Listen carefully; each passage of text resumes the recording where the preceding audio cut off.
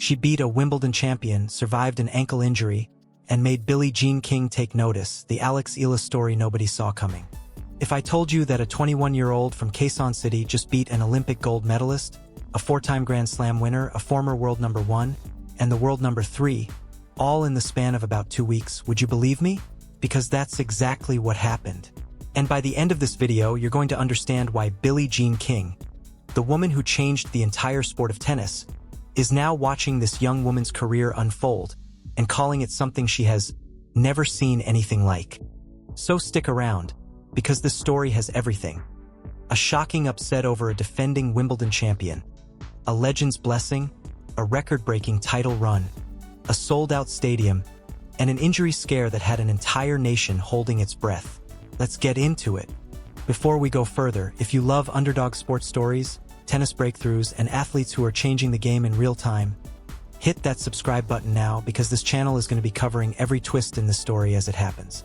Trust me, you don't want to miss what comes next. The match that started it all. To understand why Billie Jean King is paying attention to Alex Eala, you have to go back to Wimbledon. Eala walked into the All-England club as a talented but largely unproven 21-year-old, ranked well outside the top tier of the sport. She opened her tournament with a straightforward win over Renata Zarazua, then survived a gritty 3-set battle against Maya Joint.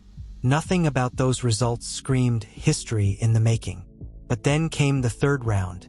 Standing across the net was Iga Swiatek, the defending champion, the world number 3, a 5-time Grand Slam winner, one of the most dominant players of her generation. On paper, this wasn't supposed to be close. Eala had other plans. In a match that swung through pure momentum shifts, Eala took the first set in a marathon tiebreak, 7-6. Swiatek fought back, but Eala closed it out 6-2 in the third, and just like that, the defending champion was gone.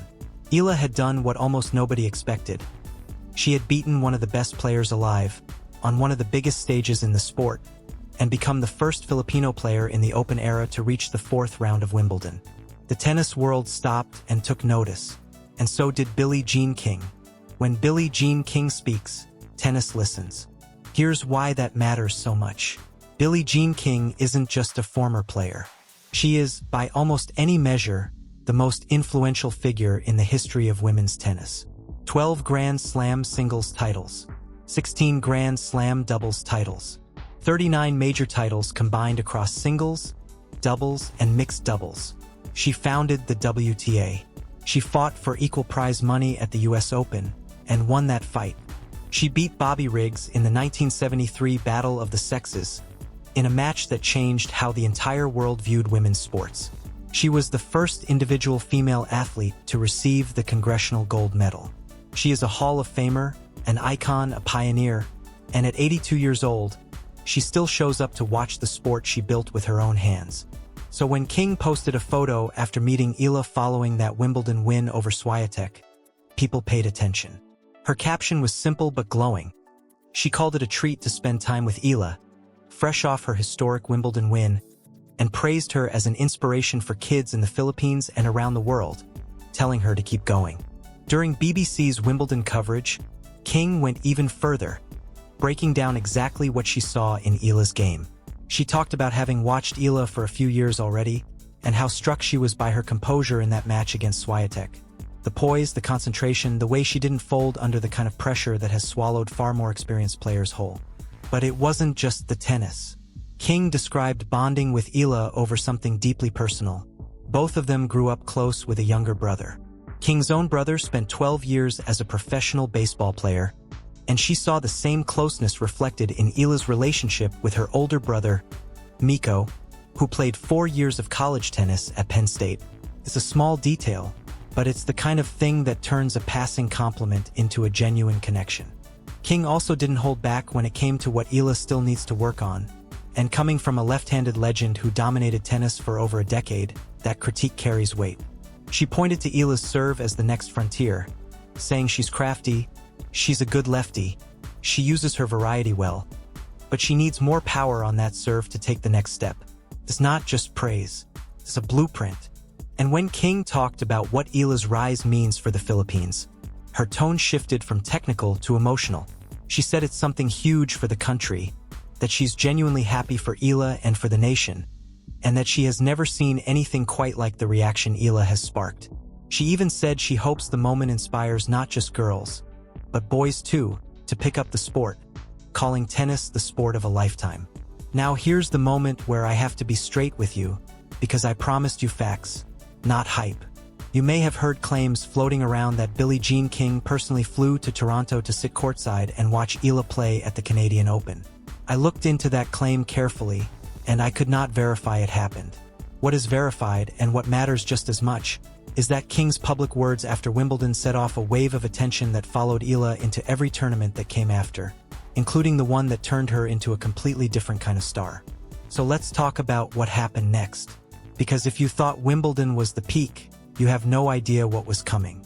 The title nobody saw coming. After Wimbledon, Eala headed to Washington, D.C. for the Wimbledon DC Open, a WTA 500 event. And what happened there might be the most remarkable stretch of tennis anyone from the Philippines has ever played. She opened by defeating Olympic gold medalist Zhang Qinwen. Then she took down Leylah Fernandez. Then Alina Svitolina. Then four-time Grand Slam champion Naomi Osaka, 6-4, 6-2, in a match that sent her into her first-ever WTA 500 final. That's 4 elite opponents in a row, each one a legitimate threat to end her run, and each one fell. Waiting in the final was Jessica Pegula, the tournament's top seed and world number 3. The match itself became its own small drama. Rain suspended play with Pegula leading 6-4, 1-2, and both players were sent home for the night. When they returned the next day, Pegula came out strong and closed out the first set 6-4. It looked like the run might end there. Didn't. Eala settled in, took the second set 6-4, and then completely ran away with the third, bageling Pegula 6-0 to win the title. It was Eala's first ever WTA Tour-level singles title, and it made her the first Filipino player in history to win one. Her ranking shot up to a career-high world number 20, the highest any Filipino has ever reached on the WTA Tour. Filipino fans packed the stadium in Washington, waving flags, holding signs. Even Pegula, standing on the losing side of that final, called it the best Monday final crowd she had ever played in front of, crediting Filipino fans for helping grow the sport globally. If you're new to this story, that's the moment everything changed. Eala wasn't just a promising young player anymore. She was a title holder, a record breaker, and the tennis world's newest phenomenon.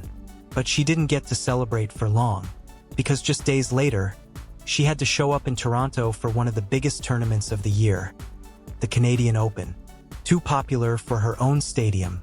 Here's a detail that tells you everything about how fast Eala's popularity exploded. The Canadian Open, officially the National Bank Open, originally had Eala's opening match scheduled for the Grandstand Court, the tournament's second biggest venue. But ticket demand for that match completely blew past the Grandstand's 2,800-seat capacity. Tournament director Carl Hale had to step in and move her match to center court instead, telling Tennis Channel they simply couldn't fit the crowd anywhere else. Think about that for a second. This is a woman who, weeks earlier, was a rising story. Now tournament organizers are rearranging their entire schedule around her.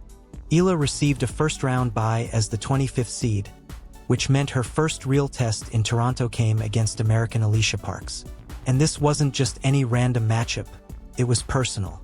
Parks had beaten Eala earlier in the year at the Australian Open, storming back from a disastrous opening set to win 0-6, 6-3, 6-2, using a huge, aggressive serve, 12 aces in that match alone, to completely take over the momentum. This time, in front of a Filipino-dominated crowd at center court, Eala flipped the script. She controlled the match from the start, taking the first set 6-1, dropped the second 4-6, but closed it out strong in the third 6-2, to win 6-1, 4-6, 6-2 and get her revenge. One win down. But the next opponent was about to bring an entirely different kind of danger. And this is where the story gets tense. The upset machine. Waiting for Eala in the third round was Katie McNally, a 24-year-old American ranked around world number 70 at the time. On paper, this looked like a relatively manageable matchup for Eala. But McNally had just done something extraordinary. In the previous round, McNally faced Linda Noskova, the reigning Wimbledon champion. Noskova came out firing, racing to a 5-1 lead in the first set. She looked completely in control. Then McNally clawed her way back, leveling the set, forcing a tiebreak, and stealing it.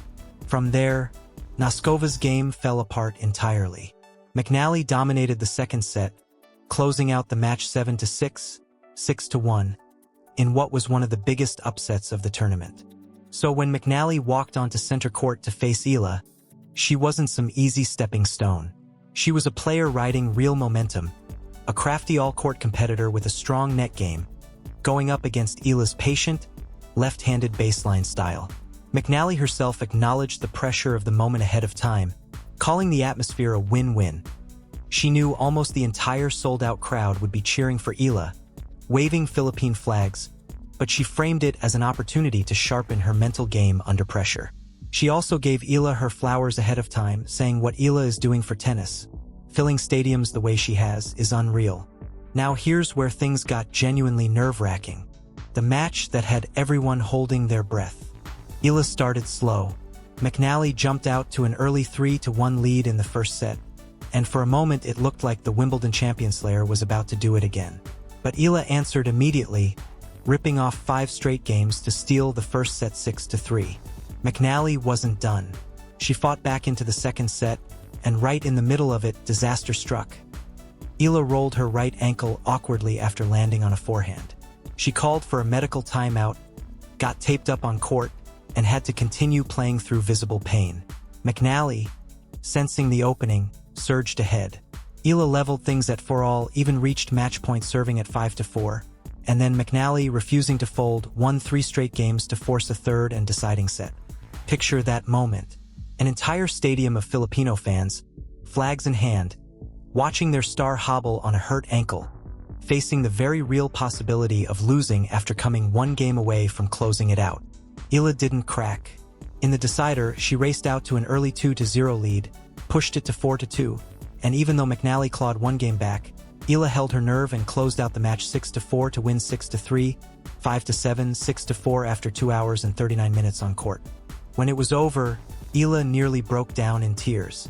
"I think I survived that one, it was so tough," she said afterward. She made a point of praising McNally, saying it was one of those matches that genuinely could have gone either way, and that it came down to small details and a little bit of luck, telling everyone to give her opponent credit too. It was Eala's 7th straight win dating back to the start of her title run in Washington. 7 matches. 5 different elite opponents beaten along the way. 1 ankle injury survived in real time, in front of a home-away-from-home crowd that treated center court in Toronto like a Manila arena. 1 fan in the crowd told Eala afterward that they wished they could be Filipino for the night. A moment that Eala said stuck with her, comparing the feeling to the electricity of a concert crowd. What this all means. So let's zoom out for a second. In the span of roughly a month, Alex Eala beat the defending Wimbledon champion.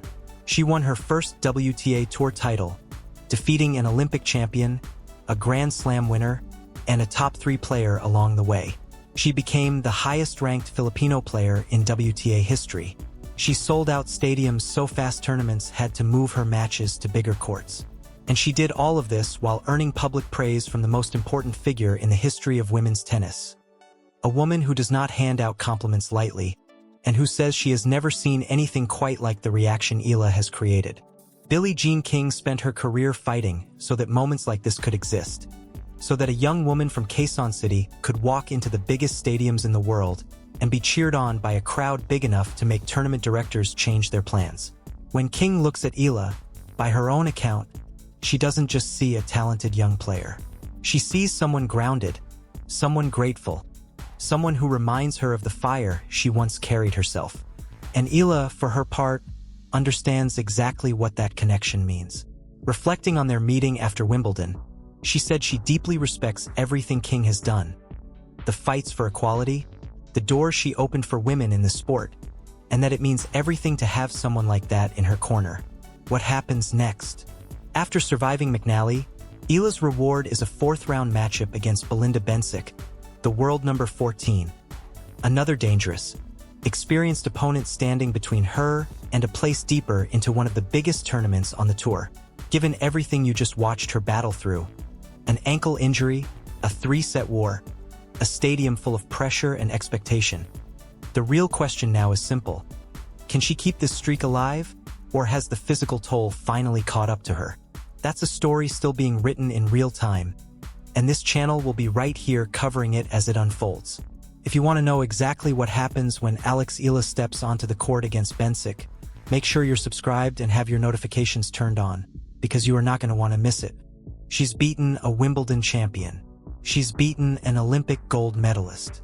She's beaten a 4-time Grand Slam winner. She's beaten the world number 3. She's played through pain in front of a sold-out crowd who traveled across a continent to feel like they were home. And through it all, the woman who changed tennis forever has been watching, and she likes exactly what she sees. The question now isn't whether Alex Eala belongs on this stage. It's how far she can take it. And if history has taught us anything about the players Billie Jean King chooses to believe in, you'd be wise not to bet against her. If the story moved you even a little, drop a comment and let me know what part hit hardest: the Swiatek upset, the injury scare, or Billie Jean King's words. And if you haven't already, subscribe now, because the Eala story is only getting started. And I'll see you in the next one.